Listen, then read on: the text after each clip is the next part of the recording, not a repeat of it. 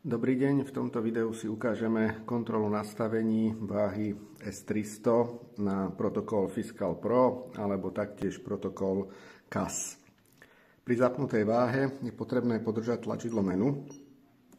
Zobrazí sa Setup, potvrdíme oranžovým tlačidlom, následne tlačidlom Tara a šipkou dole prejdeme na položku Interv, potvrdíme oranžovým tlačidlom a tuto je nastavenie baud rateu rýchlosti prenosu pre prvý port, to je ten, ktorý je využívaný na pripojenie napríklad k pokladni. Zvyčajne je to na položke 9.6, čo znamená 9600 baudov. Keby tam nebola táto hodnota, je potrebné stlačiť 9 a 6, aby sa tam zobrazilo 9.6 a potvrdiť tlačidlom oranžovým. Následne je tam parita, základná parita podľa návodu je na 0,0, malo by to byť 8 bitov, 1 stop bit bez parity, čiže necháme nastavené na hodnote 0,0.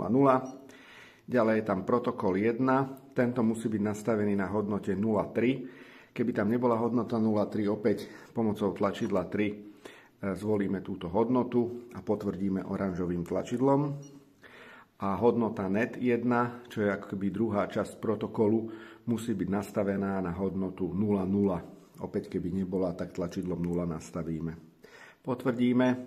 Ďalej je tu baud 2, to je druhý komport, ktorý sa väčšinou používa na pripojenie k tlačiarni alebo k inému zariadeniu. Tento nás v tejto chvíli nezaujíma, čiže ukončíme nastavenie s tlačením tlačidla menu, až pokiaľ sa nezobrazia hodnoty hmotnosti, čím výjdeme z menu.